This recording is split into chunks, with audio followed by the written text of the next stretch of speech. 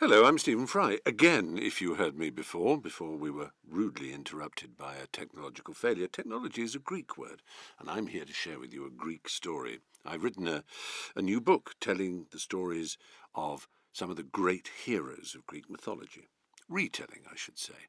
And I'm going to read one now. It's the beginning, at least, of the story of Theseus, one of the greatest of all the heroes. I've called this chapter The Chosen One. It's the archetype of fiction for children, young adults, and, let's be honest, pretend grown-ups like us, too. A mysterious, absent father, a doting mother who encourages you to believe that you are special, the chosen one. You're a wizard, Harry, that sort of thing. It goes like this. You grow up in the city-state of Treason in the backwaters of the northeastern Peloponnese. Your mother is Aethra, daughter of the local king, Pythaeus. You are a member of a royal house, yet you are treated differently because you have no father. Who is, or was he? Your mother is exasperatingly playful on the subject. Perhaps he is a great king, greater than grandfather Pythaeus. Maybe, but perhaps he is a god. My father, a god? You never know. Well, I am faster and stronger than any of the other boys, cleverer too, handsomer. You're not good at everything, Theseus. I am? What aren't I good at? Modesty. Pooh, modesty. Honesty is more important. Let's just say immodesty is rather unattractive. Your father really wouldn't approve. Which father, the king or the god? And so the teasing and the gentle bickering would go on as you grow from boisterous toddler to proud child. One great and happy day, your cousin Heracles comes to stay at the palace. He is related to your mother through an important ancestor called Pelops. You have worshipped him from the first moment you heard stories of his extraordinary adventures, the monsters he has slain, the tasks he has performed, his strength, his courage. When he arrives, he slings a lion skin down in front of the fire, the pelt of the Thespian lion, the first of his great conquests. All the other palace children scream and run away. You are only 6, but you run up and seize the lion by its mane. You roll round and round on the floor with it, roaring and roaring. You try to strangle it.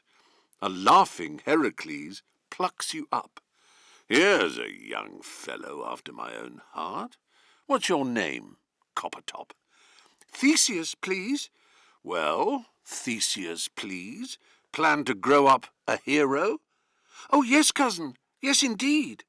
And he laughs and puts you down on the lion skin, and from that moment on, you know that it is your destiny, even though you're not entirely sure what the word means, to be a hero. On your 12th birthday, your mother takes your hand and leads you out of Treason and up a path that leads to a promontory with a view over the whole city and surrounding countryside. She indicates a great rock. Theseus, if you can roll that rock away, I will tell you all about your father. You leap at the rock. You push it with arms stretched out. You turn round and strain against it with your back. You heave, you yell, you swarm all over the rock, but at last you fall exhausted to the ground. The great boulder has not budged by so much as the breadth of your little finger. Come on, little Sisyphus, we'll try again next year, says your mother. And each birthday from then on you go together to the rock. I do believe, your mother says, some years later, that you are growing the outlines of something approaching a beard, Theseus. It will give me strength, you say. This is the year. But it is not the year. Nor is the next. You grow impatient. No one can match you in a foot race, even if you give them a half-stadium start. No one can throw a javelin or discus further. Treason seems too small for your ambitions. You are not quite sure what they are, but you know that somehow you will shake the world. You are almost weary as you trudge up the hill with your mother this particular birthday. The rock is a fake test. It will never move. But you are wrong. There we are. I'll leave it at that. Thank you, Stephen. That was incredible to have our first little preview from Heroes. We've been asking our social media followers and your social media followers if they've got any questions that they'd like to put to you, and we've picked out a few of our favourites here. Okay. So get ready. We have one from someone quite amusingly called Pie Master Pie. Good name. Asks, should you read Mythos before Heroes? Oh, that's an interesting question. Yes, I wrote a book called Mythos last year, which tells the story in Greek mythology of the creation of everything, really, the beginning of the first primordial deities, and the titans and the gods, and the creation of mankind, of human beings, Prometheus and Pandora, and some of the early stories of the gods intervening and interfering in human life. But it isn't necessary to read it in order to read the lives of the heroes. The heroes is a little later on, and it's one of the extraordinary things about Greek myth that makes it almost unique in that it has this very clear timeline. I always compare it to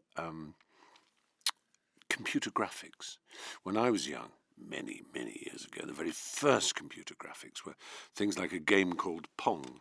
You know, you had two oblong bats on an old-fashioned TV screen and a square ball that went beep, beep, beep, and you had to sort of that's all it was. It was black and white, and it was incredibly simple. It was blocky and chunky and not very high resolution. In the same way, the early Greek myths are like this. The gods are just sort of elemental, primordial beings with no real character. But each generation, as with the graphics, you get slightly more colour, you get slightly more smoothness, and until you arrive at a fully resolved 3D, 4K, HD sort of image. And so it is. By the time we get to the heroes, they're almost modern. The gods are still there, Olympus, and there's still beasts and monsters and things that are, not in our world, nymphs and so on.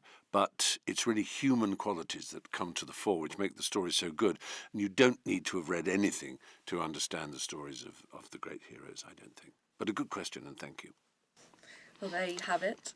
So Claudia Geithner asks, which would you say are the heroines of Greek mythology? The heroines of Greek mythology. I've deliberately used the word hero as gender neutral, as it were, because I couldn't be bothered to call the book Heroes and Heroines. It's just a bit sort of ugly, really. And the greatest heroine in this collection is Atalanta, who was she was the fastest, strongest, she was the best archer, she was a huntress. She was left exposed on a mountainside by her father, the king, who didn't want a female daughter. Female, that's the only kind of daughter you can have, Stephen. You know what I mean. And she grew up suckled by a she-bear, very sort of classic mythic sort of upbringing.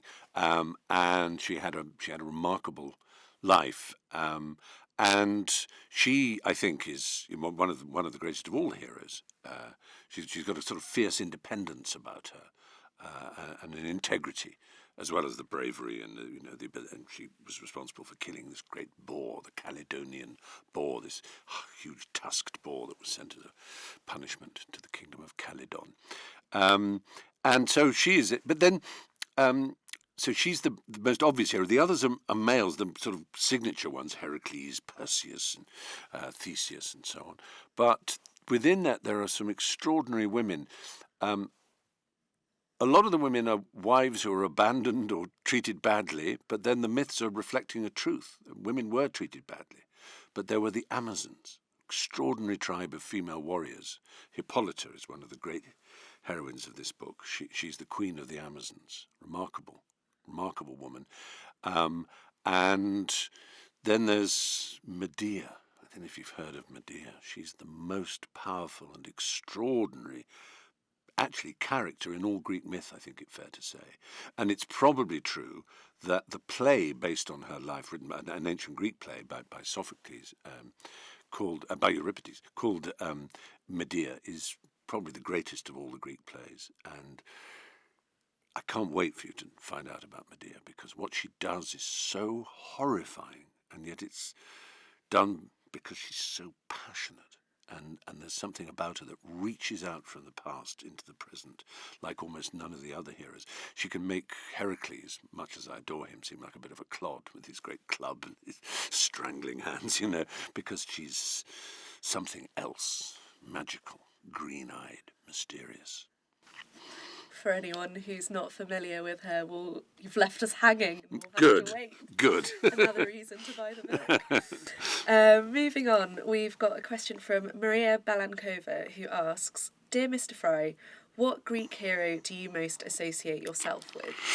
That's a really interesting question, and I'd love to know when the book comes out and people have read it, with whom they identify, because I think the range of the heroes reflect a huge range of human attributes. A hero isn't a hero because they're perfect. They're a hero because they overcome something. That's what makes them heroic. Not that they have special powers. They're not just, can make themselves invisible or fly. Although, in the case of Perseus, he's given a hood of invisibility and winged sandals, which he borrows for a time and can do those things. But it's the obstacles overcome. And Heracles Hercules, as he's more commonly known to us, I suppose, endures the most unbearable torments and has to perform these famous labours, the labours of Hercules or Heracles. And you cannot but admire his fortitude and his lack of self-pity. But I think the hero I'd most like to associate is probably Theseus, because he added a new quality to the heroic, which was, what's the best word for it? Wit, intelligence. He used his mind to overcome problems, not just his brawn, not just his swiftness or his weaponry, or riding a magical winged horse or anything of that nature. He used his noddle, and I think that's why the Athenians worshipped him so much. They considered him the founder of Athens, or one of the great founder heroes of Athens. And so his qualities of solving problems, and the most obvious problem he solved, a very famous one, is with the help of a woman, with the help of Ariadne, was the labyrinth, this extraordinary maze in the centre of which was this monster, the Minotaur, half bull, half man. He got in and he got out.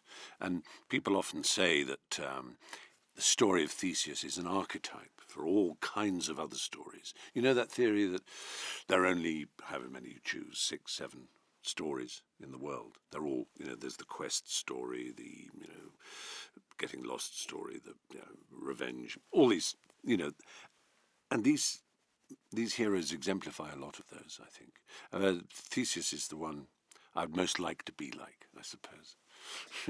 An insight there. Thank you.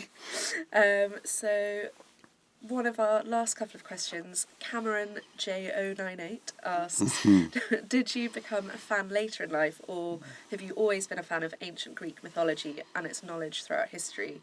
And are you planning to write a third novel to make this a trilogy? Oh, good question, Cameron, which is a good name because it's an anagram of romance. And the truth is, I did love Greek myths when I was very young. They were amongst the first stories I ever came across. I had those mixtures of ladybird books and short books for children and illustrated ones, and then Robert Graves, who wrote wonderful books on the Greek myths. And then I wouldn't say I forgot them, but I had them in the back of my mind. But over the last few years, I've found them again. And it's really interesting because not only have I found them, but it's strange that so have others. There's been this strange thing that happens so often in human history and cultural history that simultaneously people become interested in something, And a number of fine novelists, Pat Barker, Combe Turbine, two of the best novelists writing today, have both written novels retelling certain elements of Greek myths. Pat Barker, in the case of the Trojan War, tells the story of Briseis, the slave of Achilles, and Conturbine has retold a great story from Greek myth too, and others. And while I was writing the book Mythos, the first one, I discovered that Neil Gaiman was writing a book on Norse mythology. So I wrote frantically to ask if he was planning any forays into Greek myth, because I thought I don't want him as a rival, because that would be just too much. He's a wonderful writer. But it seems, and your guess is as good as mine, that something about Greek myth has become important again, something about these stories. Joseph Campbell, who was a mythographer who wrote about myth a lot, he had a wonderful definition of myth. He said they are public dreams. And they have that quality of dreams in that they seem to suggest something incredibly truthful, something very profound, something very deep-seated about us, and yet they're not an allegory, they're not an obvious puzzle where you can say this means this and that means that. It's something much more beguiling than that. And as for planning another one, well, yes, I think it's a natural thing that there would be a follow-up which would take us to the Trojan War and its aftermath. The Trojan War was the great event, the last great event of heroes.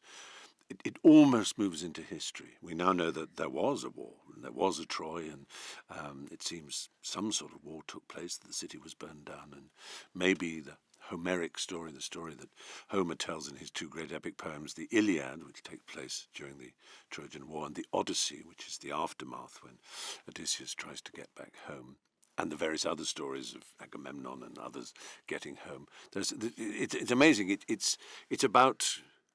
It ends with homecoming. It's as if our species comes home in the sense of says goodbye to the gods, and really Greek myth ends there. So it has this wonderful arc. So I'm looking forward to that third book. But the most exciting, the most thrilling is, I think, are the heroes. So much going on.